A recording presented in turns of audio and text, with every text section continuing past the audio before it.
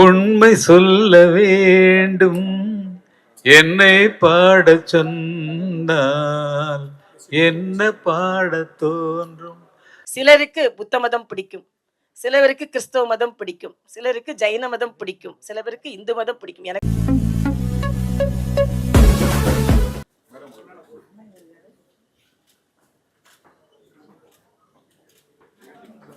நினைக்கிற மாதிரி எங்களுக்கு இல்லை. எப்போ வேணாலும் பாட்டு எழுத உட்காந்தாலும் இன்னும் ஃப்ரெஷ்ஷாக இன்றைக்கும் பாட்டு வந்துட்டுருக்கு. அந்த மாதிரி விஷயம் நீங்கள் ஒரு இது ஒன்று கொடுத்துருந்தீங்க, பார்த்தா ரொம்ப நல்லா இருந்தது. ரொம்ப உங்கள் மனைவியுடன் பயணம் செய்யணும்னு சொல்லியிருக்காங்க. நீங்கள் போயிட்டு வந்துருங்க நான் இதுக்கு அப்படின்னு சொல்கிறாங்க மனைவி. என்ன பண்ணுறது இல்லை, இதுக்கு ஏதாவது சட்டம் ஏற்றி அவங்கள கண்டிப்பாக போய் தான் ஆகணுன்ற நீங்கள் ஒரு ரூல் கொண்டு வரணும். அதுவும் இல்லாமல் எனக்கு மனைவி இறந்து ஒரு 4 வருஷம் ஆச்சு. கொரோனாவில் போயிட்டாங்க. இப்போ தன்னந்தண்ணி காட்டுராஜா மாதிரி நான் படல தண்ணி சுற்றித்தரான். ஆனால் பிள்ளைங்கள்லாம் இருக்காங்க, நல்லபடியாக கவனிச்சுக்கிறாங்க. வயசானதுக்கான ஒரு பறக்கு ஐயோ யூ எவ்வளோ பெரியவங்க உட்காந்துருக்குறாங்க. அவங்களெல்லாம் பார்க்கும்போது நாங்கள் பெற்ற பாக்கியங்கள் எங்களுக்கு ஞாபகம் வருது. எம்ஜிஆர் அவங்களோட சேர்ந்து உட்காந்து பேசி பழகி என்னென்ன ஒன்று சொல்கிறேன். இங்கே பாருங்க, இப்போ நான் கட்டிருக்கிறது எம்ஜிஆர் எனக்கு கொடுத்த வாட்ச். எனக்கு கட்டி கொடுத்த வாட்ச். அவ்வளோ பேர் வாங்கிட்டு இருக்கோம். வயசை நினைக்கிறதுக்கு சந்தர்ப்பம் வரல எனக்கு. கொஞ்சம் இந்த எலெக்ஷனில் நிறுத்தினாங்க. அது என்ன இதில் ஆர்கே நகரில் அதில் ஓட்டு வாங்க போகும்போது நான் டெய்லி சாப்பிட்ற மாத்திரைகளை போட மறந்துட்டேன். அதனால் நடக்கிறதுல கொஞ்சம் நடத்த சரியில்லாமல் இருக்குங்க. அவ்வளோதான். மற்றபடி டெய்லி எக்ஸசைஸ் பண்ண சொல்கிறாங்க. ஆனால் எங்களுக்கு உட்காந்து எழுதுகிற வேலை, உட்காந்து பண்ணுற மியூசிக் பண்ணுற வேலை, உட்காந்து இப்போ உட்காந்துட்டு ரெக்கார்டிங் சின்ன ரெக்கார்டிங்கில் பாடுற வேலைகள்லாம் போயிட்டுருக்கு. அந்த மாதிரி உங்களுக்கு கொஞ்சம் ஜாலியாக இருக்கணுமேன்றதுக்காக இதை நான் படித்த பக்கம் இப்போ எப்படி இருக்கணும். உச்ச நேரங்கள் வெளியே செய்வது, அதிகப்படியான உடற்பயிற்சி நடப்பதை தவிர்க்கும். எல்லாம் டாக்டர் சொன்னாங்க கொஞ்சம் உடற்பயிற்சி பண்ணுங்கன்றாங்க. இதை பண்ணுறதா டாக்டர் சொல்கிறத கேட்குறதா என்னது இல்லை. கொஞ்சம் எக்ஸசைஸ் அளவாக பண்ணிக்கலாம். அதிகப்படியான வாசிப்பு, மொபைல் பயன்பாடு அல்லது டிவி பார்ப்பதை தவிர்க்கும். நான் என்னை பொறுத்த வரைக்கும் நான் டிவி பார்க்குறது இல்லை. ஆனால் மொபைலில் விடுறதில்ல. ஆட்கள் வரிசையாக தொடர்ந்து போட்டிருக்காங்க. இப்போ சைலண்டில் தான் போட்டுருக்காங்க. எல்லாரும் மொபைல் இல்லாத ஆட்கள் யாருமே கிடையாது. அதை எப்படி கண்ட்ரோல் பண்ண போகிறோங்கிறது தெரியல. வயசானதுக்கப்புறம் இல்லை, இப்போ கூட வேலை வந்துட்டு இருக்கிறதுனால அதெல்லாம் தவிர்க்க முடியலங்கிறது என்னுடைய விஷயத்தை சொல்லிக்கிறேன். அதிகப்படியான மருந்துகளை தவிர்க்கும் டாக்டர். எப்படி தவிர்க்கிறதை சொல்லுங்கள். அதுக்கு கொஞ்சம் சோம்பலாத கால்வலி இருந்தால் அதுக்கு ஒரு மாத்திரை, தலைவலி இருந்தால் ஒரு மாத்திரை, அப்படி பல விஷயங்கள் இதில் இருக்கிறது இந்த காலத்துக்கு ஒத்து வருமா அப்படிங்கிறது எனக்கு தெரியல. ஏன்னா நம்ம ஸ்ட்ரிக்டாக இருக்கணும், உடம்பு நல்லா வச்சுக்கணும்னு நினைக்கிறோம். நல்லா சாப்பிடணும்னு நினைக்கிறீங்க, அளவாக சாப்பிடுங்கன்னு எழுதியிருக்கீங்க. எப்படி நல்லா இருக்கும்போது நம்ம விட முடியாது. ஆனால் அளவாக சாப்பிட்றதுக்கு ட்ரை பண்ணுறோம். அந்த மாதிரி நிஜமாவே எல்லாருமே அனுபவசாலிகள். உங்கள் அனுபவங்கள் நினச்சி பார்த்தீங்கன்னா அவ்வளோ சந்தோஷமான அனுபவங்கள் எல்லாமே நிச்சயமாக இருக்கும். எனக்கு ஒரு பேரன் 2 பேத்தி எல்லாம் பெரியவங்களாக இருக்காங்க, நல்லா இருக்காங்க. அதனால் சின்ன வயசில் அவங்களோட விளையாண்ட மாதிரி இப்போ எல்லாம் விளையாட முடியறதில்ல. உங்களோட கொஞ்சம் கொலாவணும் அப்படின்னு சொல்லி நினச்சா, வயசு வந்ததுக்கப்புறம் நீங்கள்லாம் தொடக்கூடாது, நீங்கள்லாம் எனக்கு அதெல்லாம் ஒன்றும் இல்லை. கையை பிடிச்சே பேத்தி பிடிச்சி நடந்துட்டு இருப்பேன் நான். அந்த மாதிரி தான் போயிட்டுருக்கு. அதை விட்டு கொடுக்க முடியறதில்லை. எங்கள் பாசங்கள் அவங்கள கூப்பிட்டு வச்சுக்கணும் அப்படின்ற மாதிரி நினைக்கக்கூடிய நினைவுகளை விட்டு போகிறதில்ல. சதா சர்வகாலமும் பாட்டுகள். நானே பேசியிருந்தேன்னா ரொம்ப மற்றவங்களாம் பேசுறதுக்கு நிறைய இருக்குது. ஆகவே இந்த நிகழ்ச்சியில் கலந்துட்டது எனக்கு ரொம்ப என்னை முதியவன் என்று ஞாபகப்படுத்தியதற்காக நான் ரொம்ப சந்தோஷப்படுறேன். என்ன பாட்டு? முதியவர்களை பற்றி என்ன பாட்டு இருக்கு? இல்லை நான் ட்ரை பண்ணுறேன். முதியவர்கள் எதுக்கு சோகமெல்லாம் சந்தோஷம் தான்.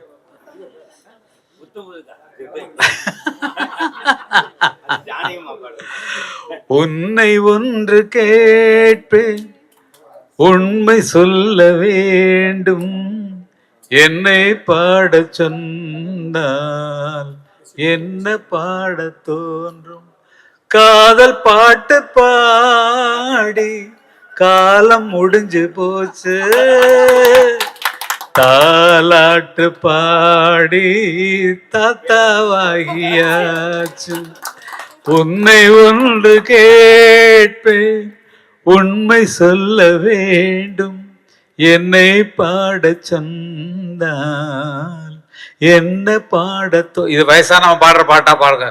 இல்ல வாய்ஸ் நடுங்க கொஞ்சம். உன்னை ஒன்று கேட்பேன். எனக்கு வந்து நான் சுதந்திரம் கிடைச்ச வருஷத்துல பிறந்தேன். 47 1947. இது எத்தனாவது வருஷம் இது சுதந்திரம் கிடைச்சு? எனக்கு மட்டும் எப்படி இப்படி வயசு? ஓ ஐயா வாங்க வாங்க. என் தலைவர் எங்க பெரியண்ணா இருக்கிறது நாங்கள்லாம் ஒரே வயசை தான் இருப்போம். அந்த மாதிரி அந்த வயசுல இருந்து நம்ம எல்லாம் துள்ளி குதிக்கிறோம்னா நல்லதை நினைச்சிட்டே ஓடுறதுனால இந்த இது சந்தோஷங்கள்லாம் வந்துட்டு இருக்கு. வேற ஒரு விஷயமே கிடையாது. ஏதோ சொல்ல வந்தே ஏதோ போயிட்டான். ஓகே, இருந்தாலும் அத்தனை பேரும் பேச வேண்டும், அத்தனை பேரும் தங்கலாம் போ. ஐயோயோ, சொர்க்கமே என்றாலும் அது நம்மோட போல வருமா? சொல்லுங்க எப்படி? கொஞ்சம் நீங்க பாடி காட்டுறீங்களா? கொஞ்சம் வாங்க, கொஞ்சம் வாங்க. எனக்கு டைரக்ட் பண்றீங்க நீங்க. நீங்க கொஞ்சம் எப்படி பாடணும்னு கொஞ்சம் சொல்லி கொடுங்க. வாங்க வாங்க வாங்க வாங்க வாங்க வாங்க வாங்க வாங்க சொல்லுங்க சார். சொர்க்கமே என்றாலும் அப்புறம் மற்றதெல்லாம் அம்சானந்தியில் எல்லாம் மெட்லி பண்ணி பாடுவீங்க, நாங்கள் பார்த்துருக்கோம். எங்களுடைய தம்பியோட கச்சேரியில் நீங்கள் பாடினீங்க. ஸோ அது மாதிரி பாடுங்க எல்லா பாட்டையும் அந்த அம்சானந்தியில் மிக்ஸ் பண்ணி. நான் கச்சேரியில் பாடுறேன்னா பேமெண்ட்லாம் பாடுறது கிடையாது. பேமெண்ட் வரணும்.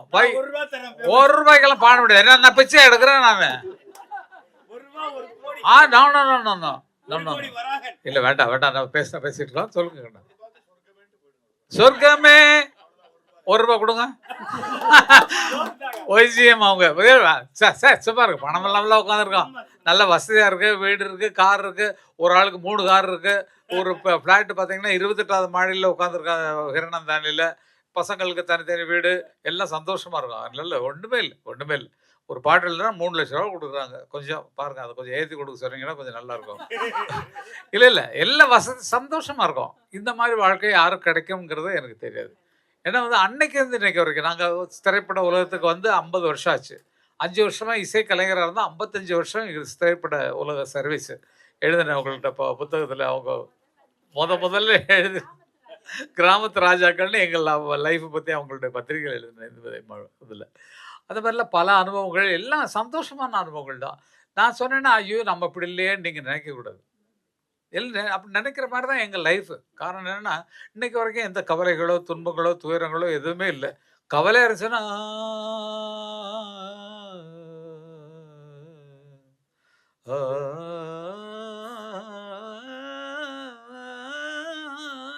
போயிடும், கவலை மறந்து போயிடும், இந்த பாட்டில் இறங்கிடுவோம். அந்த மாதிரி நீங்கள் உங்களுக்குள்ள ஒரு செயல்பாட்டை ஏற்படுத்துனீங்கன்னா துக்கம் வரும்போதோ எங்கே சார் உறவுகள் ஒரு மாதிரி வேற மாதிரி இருக்கு.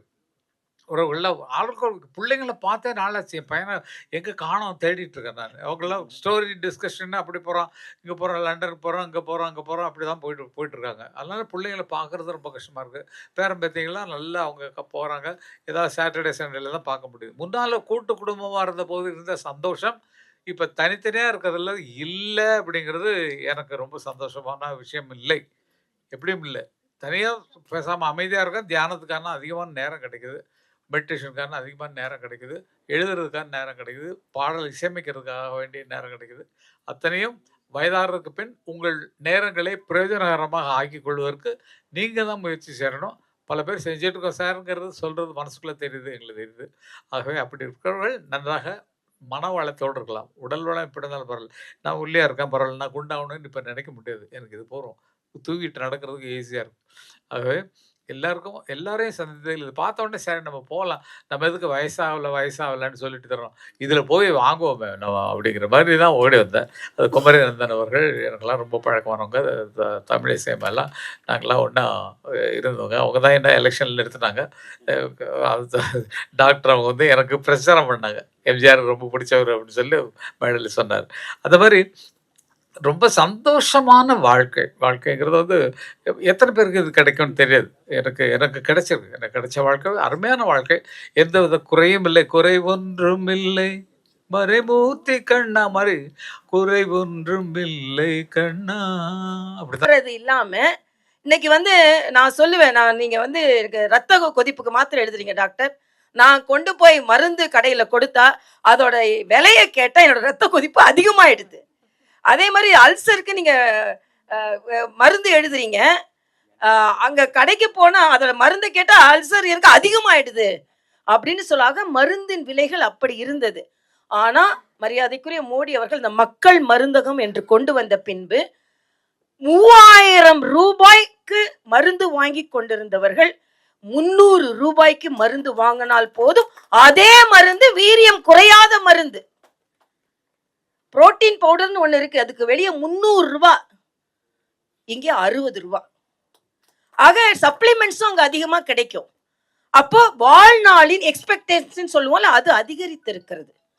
ஆக முதியவர்களை இந்த அளவிற்கு இந்த சமுதாயம் பார்த்து கொள்ள வேண்டும் என்பது எனது தாழ்மையான கருத்து. நீங்க எல்லா பெரியவங்கலாம் இருக்கீங்க இங்க முன்னால். இந்த இளைய சமுதாயத்திற்கு நான் சொல்லிக் கொள்வது, பெரியவர்களை எக்ஸ்ட்ரா லக்கேஜாவே நினைக்கிறாங்க நிறைய வீட்டுல. நான் ஒரு நாள் ஒரு ஃப்ளைட்ல வந்து ஒரு குடும்பம் வந்துட்டு இருந்தாங்க. பக்கத்துல 2 குழந்தைங்க இருந்தாங்க, அவங்க அம்மா அப்பாலாம் இருந்தாங்க.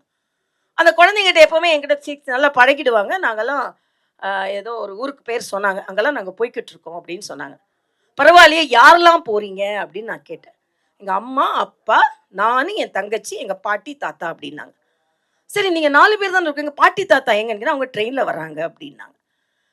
ஏன் ட்ரெயின்ல வரான்னு எங்க அப்பா சொல்லிட்டாங்க, செலவு செய்ய முடியாது, அதனால நாங்க வந்து நம்மலாம் ஃப்ளைட்ல போவோம், தாத்தா பாட்டி ட்ரெயின்ல வரட்டும்னு சொன்னாங்க. எந்த அம்மா அப்பா தான் இளைய வயதா இருக்கும்போது தன் குழந்தைங்க தனியா ட்ரெயின்ல வரணும்னு எந்த அம்மா அப்பாவும் நினைக்கல. காசு கஷ்டப்பட்டாலும் கூட கூட்டிட்டு போன அம்மா அப்பாவை வரும்போது நீ ட்ரெயின்ல வான்னு சொல்ற நிலைமை இருக்கிறது. இன்னொரு வீட்டுக்கு போனேன். ஒரு வீட்டுக்கு போனா அவங்க அம்மா அப்பா வெளியே உட்காந்துட்டு இருந்தாங்க. ரொம்ப பாவமா இருந்தாங்க. ரொம்ப நல்ல படித்த குடும்பம் தான். நான் கேட்டேன், எங்க பரவாயில்லையே அம்மா அப்பா இருக்காங்களே அப்படின்னு கேட்டேன். இல்ல இன்னைக்கு தான் வந்திருக்காங்க. சரி, எங்க இருந்தாங்க? எங்க அப்பா இங்க இருக்காங்க. அப்ப எங்க அம்மா எங்க இருக்காங்க? அம்மா என் தங்கச்சி வீட்டுல இருப்பாங்க. ஏன் அம்மா தங்கச்சி இல்ல, எங்களுக்கு அவ்வளவுதான் செலவு பண்ண முடியும். என் தங்கச்சி அம்மாவுக்கு செலவு பண்ணுவா, நான் என் அப்பாவுக்கு வேலை செலவு பண்ணுவேன். அப்ப கடைசி காலத்தில் 2 பேரையும் ஒன்றாய் கூட வைத்து பராமரிக்க முடியாத பிள்ளைகள் இன்று இருக்கிறார்கள். எவ்வளவு சாப்பிட்டு போயிடுவாங்க மிஞ்சி மிஞ்சி போனா. ஆக ஏதோ அவங்களுக்கு செஞ்சா போதும், சாப்பாடு போடுறதே பெரிய விஷயம். அது அவ அங்க வச்சுக்குவா, நான் இங்க வச்சுக்குவேன். அது மட்டும் வச்சிரு மாத்திரம் இல்ல, காலையில ஸ்கூல்ல பிள்ளைங்களை கொண்டு கூட்டிட்டு போறதும் தாத்தா தான், சாப்பாடு கொண்டு போறதும் தாத்தா தான், ரேஷன் கடைக்கு லைன்ல போய் நிக்கிறதும் தாத்தா தான். ஆக வயதானவர்களை அவர்களுக்கு எப்படி, அது வந்து 2வது மரியாதையான வாழ்வு. ஆனா வயதானவர்களே ஏதோ ஒரு டிஸ்போசபிள்ஸ் மாதிரி ஏதோ இருக்கிறாங்க அப்படின்னு நினைக்காமல் இந்த சமுதாயம், அதனாலதான் இந்த ட்ரஸ்ட் மேல எனக்கு மிகுந்த நம்பிக்கை, வாழ்த்து. இந்த ஜெயா ட்ரஸ்டுக்கு வாழ்த்து எதற்கு சொல்கிறேன் என்றால், முதியவர்களை நீங்கள் அடையாளம் கண்டிருக்கிறீர்கள், புதியவர்களை அடையாளம் கள்வர் பலர், முதியவர்களை அடையாளம் கண்டிருக்கிறீர்கள். அதற்காக உங்களுக்கு எனது வாழ்த்துக்களை நான் தெரிவித்துக் கொள்கிறேன். ஏன்னா எங்க அப்பா வந்து தமிழறிஞர், கடைசி நிமிஷம் 94 வயது, கடைசி நிமிஷம் வரைக்கும் எழுதி கொண்டிருந்தார்கள், பேசி கொண்டிருந்தார்கள், நல்ல மனநிலையில் இருந்தார்கள். கொஞ்சம் கூட எனக்கு மறந்தா கூட அவங்களுக்கு மறக்காது. ஆனா ஒரே ஒரு பெருமைப்படுகிறேன், என்ன என்றால் எங்க அம்மாவையும் அப்பாவையும் கடைசி நிமிஷம் வரை பாதுகாத்த ஒரு மகள் என்ற வகையில் நான் எனது பெருமையை நான் பதிவு செய்ய. நான் மட்டும் இல்லை, நாங்க 5 பேர் நான் முதல். ஆனா நான் எங்க வீட்டுலதான் அப்பாவையும் அம்மாவையும் கடைசி நிமிஷம் வரைக்கும். அது மட்டுமல்ல, எங்க அம்மா வந்து மிக செல்வந்தர் குடும்பத்து பெண். எங்க அப்பாவை கல்யாணம் பண்ணிட்டு வந்த பிறகு மிக எளிமையான வாழ்க்கை வாழ்ந்தார்கள். எனக்கு நல்ல ஞாபகம் இருக்கு, தீபாவளி வரும். அப்ப தீபாவளியில வந்து எங்க அப்பா வந்து எங்க அம்மாவுக்கு வந்து எல்லாம் வெளியே வெயிட் பண்ணிட்டு இருப்போம். எங்க அம்மா நினைச்சிட்டு இருப்பாங்க, எங்க அம்மா சின்ன வயசுல பிளைமூத் கார்ல போனவங்க, அவங்க அப்பா ஃபில்ம் ப்ரொடியூசர், மரியாதைக்குரிய கலைஞர் அவர்களின் புத்தகத்தை பதிப்பிட்டதே எங்க தாத்தா தான். சங்கு பப்ளிகேஷன்ஸ்னு வச்சிருந்தாங்க. கோவி மணிசேகரின் புத்தகங்களை வெளியிட்டது எங்க தாத்தா தான். அந்த காலத்துல வெளியீட்டாளராக இருந்திருக்கிறாங்க, திரைப்பட தயாரிப்பாளர் இருந்திருக்காங்க, பதிப்பாளராக இருந்திருக்கிறாங்க. அவங்க மக தான் எங்க அம்மா. ஆனா எங்க அப்பாவை திருமணம் செய்த பின்பு தீபாவளி வரை எனக்கு நல்லா ஞாபகம் இருக்கு. சின்ன வயதுல நாங்களாம் வெயிட் பண்ணிட்டு இருப்போம், அப்பா துணி எடுத்துட்டு வருவாங்கன்னு.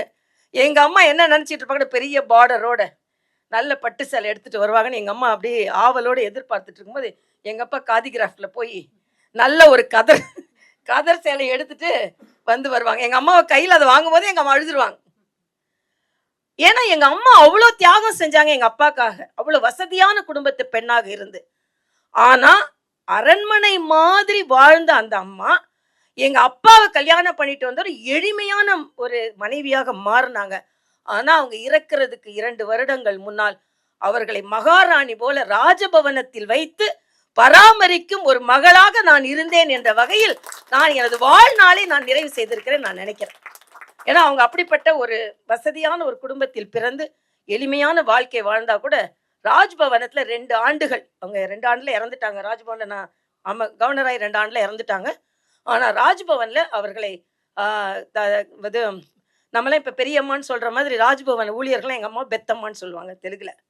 அந்த அளவிற்கு, ஏன்னா அது எனக்கு எவ்வளவுதான் நான் நோயாளிகளை ட்ரீட் பண்ணியிருந்தாலும், எவ்வளவுதான் அரசியல்ல நான் பெரியவரா வந்தாலும், எவ்வளவுதான் திறமைப்படத்தவளாக நான் வளர்ந்தாலும், அம்மா அப்பாவை கடைசி காலம் வரை அவர்கள் மகிழ்ச்சியாக, கடைசி காலம் ஏதோ வச்சிருந்தேன்னு இல்லை, எங்க அப்பா கடைசி காலத்துல எங்க அப்பாவை பார்க்க போறேன்னா எங்க அப்பா சொல்லுவாங்க, மகளே எனக்கு அச்சு முறுக்கு வேணும்னு அச்சு முறுக்கு தேடி வாங்கிட்டு போவேன்.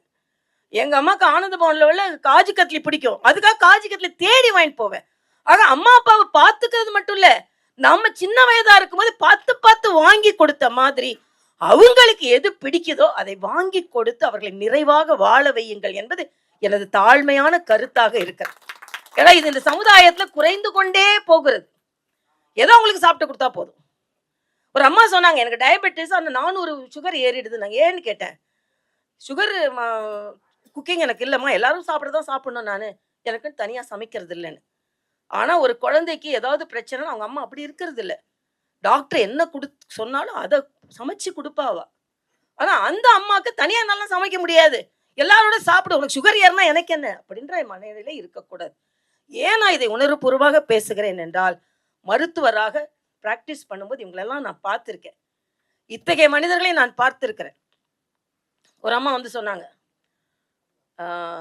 ஒரு ஒரு பொண்ணு வந்து ஸ்கூட்டர் அடிச்சிட்டாங்க பெரியவங்க மேலே, கோர்ட்டுக்கு வந்தது கேஸு. ஜட்ஜி கேட்குறாரு, ஏன் மாமியார் மேலே ஸ்கூட்டர் அடித்த, பிரேக் பிடிக்கலையா? இல்லை மாமியாரை பிடிக்கலைங்க அப்படின்னு. ஆக இது மாதிரி பிரச்சனை இருக்குது. அதனால் மாமியாரும் மருமகளை மகளாக பார்க்கணும், மகள்களும் மாமியாரை அம்மாவாக பார்க்கணும். ஆக அப்பா பிள்ளைங்க மாதிரி வளர்ந்து இதே போல ஒரு நல்ல நிகழ்வில் எல்லோரும் இணைந்து ஒரு முதியவர்களை மதிக்கும் ஒரு சபையாக இந்த சபை இருப்பதனால் அதற்கு உங்களுக்கு எனது வாழ்த்துக்களையும் வணக்கங்களையும் தெரிவித்து, மறுபடியும் பெரியவர்களெல்லாம் இருக்கின்ற ஒரு சபைக்கு நான் வந்து தாமதமாக வந்ததற்கு எனது மன்னிக்க வேண்டுகிறேன். தாமதம் என்ற உடனே கவிஞர் கண்ணதாசன் சொல்லுதான் ஞாபகம் வருகிறது. அவர் ஒரு வாரம் தாமதமாக வந்தார், உடனே எல்லாரும் ரொம்ப கோபமாக இருந்தாங்க. உடனே அவர் சொன்னார், சிலருக்கு புத்த மதம் பிடிக்கும், சிலருக்கு கிறிஸ்தவ மதம் பிடிக்கும், சிலருக்கு ஜைன மதம் பிடிக்கும், சிலருக்கு இந்து மதம் பிடிக்கும், எனக்கு தாமதம் பிடிக்கும், அதனால் நான் தாமதமாக வந்தேன்னு சொன்னாராம். ஆக எனக்கு தாமதம் பிடிக்காது, நான் சரியான நேரத்தில் வரக்கூடிய நபர்.